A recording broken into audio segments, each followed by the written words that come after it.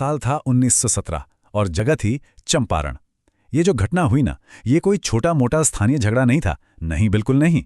ये तो वो मोड़ था, वो टर्निंग पॉइंट जिसने भारत की आज़ादी की लड़ाई का पूरा नक्शा ही बदल कर रख दिया। और ये बात हम नहीं कह रहे, ये खुद महात्मा गांधी ने कहा था। जरा सोचिए, उन्होंने खुद इस एक घटना को आज़ादी के आंदोलन का, कह सकते हैं, बीज माना था। ये बहुत बहुत बड़ी बात है। तो चलिए आज इसी को समझते हैं कि आखिर हुआ क्या था। तो सवाल यही है, आखिर एक छोटे से इलाके का किसानों का एक मुद्दा पूरे देश की आज़ादी की लड़ाई का सिंबल कैसे बन गया?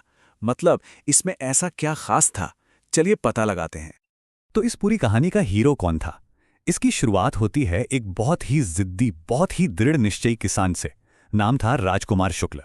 ये वही शख्स थे जिनकी जिद, जिनकी लगन गांधी जी को 1917 में चंपारण खींच लाई। अच्छा, तो चंपारण में प्रॉब्लम क्या थी? चल क्या रहा था वहां? देखिए, सीन ये था कि वहां अंग्रेज जमींदार थे जो एक बहुत ही ज्यादा शोषण करने वाली नील की खेती की व्यवस्था चला रहे थे। इस सिस्टम को तीन कठिया सिस्टम भी कहते थे। अब इसका मतलब क्या था? इसका मतलब ये था कि किसानों को मजबूर किया जाता था कि वो अपनी जमीन के सबसे अच्छे, सबसे उपजाऊ 15% हिस्से पर नील उगाएं और फिर पूरी की पूरी फसल लगान के तौर पर अंग्रेजों को दे दें। मतलब मेहनत किसान करे और फायदा अंग्रेज उठाए। ये तो सरासर नाइंसाफी थी। और फिर कहानी में एक और ट्विस्ट आता है। जर्मनी में बन जाता है सिंथेटिक नील। अब अंग्रेज जमींदारों के लिए असली नील का कोई फायदा नहीं रहा, तो उन्होंने एक नई चाल चली। उन्होंने किसानों से कहा, ठीक है, हम तुम्हें इस 15% वाले समझौते से आजाद कर देते हैं, बस बदले में हमें एक भारी भरकम मुआवजा दे दो। मतलब शोषण का एक और नया तरीका निकाल लिया। जब गांधी जी चंपारण पहुंचे तो उन्होंने 1 मिनट में ही बात पकड़ ली कि असली प्रॉब्लम पैसों की या जमीन की नहीं है। असली लड़ाई तो मनोवैज्ञानिक है। असली मुद्दा है वो डर, वो खौफ जो अंग्रेजों ने किसानों के दिल में बिठा रखा था, जिसने उन्हें एकदम लाचार बना दिया था। तो सवाल यह है कि गांधी जी ने ऐसा क्या अलग किया जो कोई और नहीं कर पाया? उनके आते ही चीजें कैसे बदलने लगी? उन्होंने एक ऐसा तरीका अपनाया जो बिल्कुल नया था। और ये फर्क यहां साफ दिखता है। देखिए, एक तरफ थे दूसरे वकील, उनका फोकस क्या था? कोर्ट केस लड़ो, मोटी फीस लो, बस। और दूसरी तरफ थे गांधी जी, उनका फोकस था किसानों को मजबूत बनाना, उनके अंदर से डर को जड़ से उखाड़ फेंकना। जमीन आसमान का फर्क था दोनों की सोच में।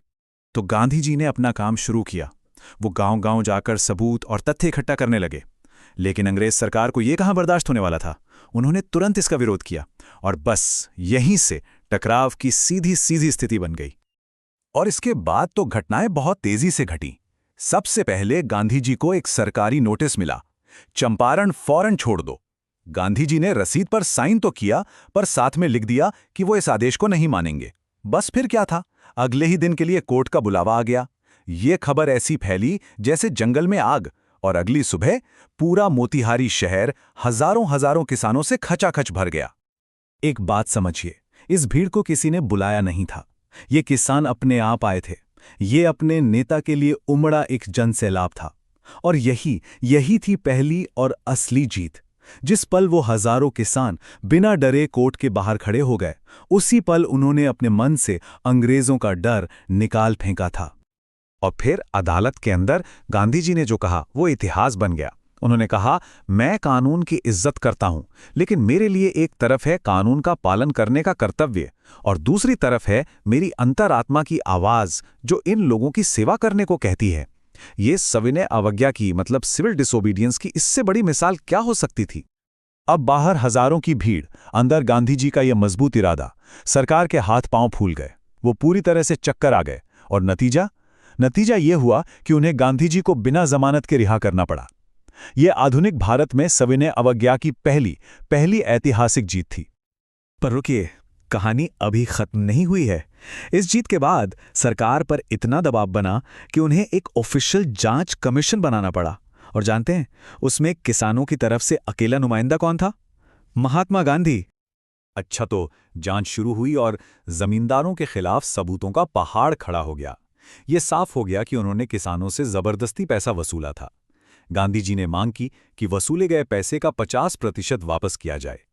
अब जमींदारों को लगा कि गांधी जी तो 100% मांगेंगे, तो उन्होंने सोचा कि चलो 25% ऑफर करके देखते हैं।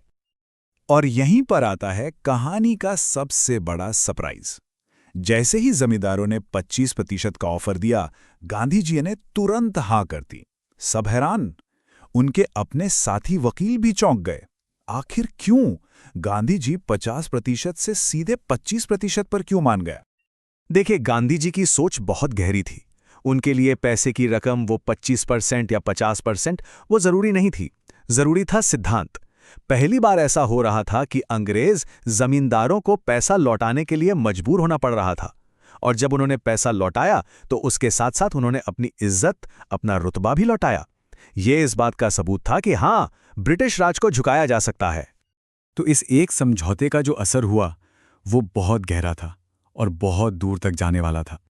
इसका नतीजा क्या निकला? देखिए, कुछ ही सालों के अंदर वो अंग्रेज बागान मालिक अपनी जमीनें बेच-बाच के चले गए। चंपारण के किसानों ने क्या सीखा? उन्होंने सीखा कि उनके भी अधिकार हैं, कोई है जो उनके लिए लड़ेगा। और सबसे बड़ी बात, उन्होंने हिम्मत करना सीखा। और पूरे भारत को क्या मिला? पूरे भारत को आज़ादी की लड़ाई के लिए एक नया और शक्तिशाली हथियार मिला, सत्याग्रह। तो चंपारण से सबसे बड़ी सीख क्या मिलती है? यही कि असली आज़ादी सिर्फ अंग्रेज़ों के चले जाने से नहीं मिलती। सच्ची स्वतंत्रता की नींव है डर से आज़ादी और आत्मनिर्भरता। तो आखिर में बस एक सवाल। चंपारण की जीत पैसों की नहीं बल्कि हिम्मत की जीत थी। ये उस साहस की जीत थी जो डर पर हावी हो गया। सवाल यह है कि आज के ज़माने में हमें उस हिम्मत की, उस साहस की सबसे ज़्यादा ज़रूरत कहाँ है?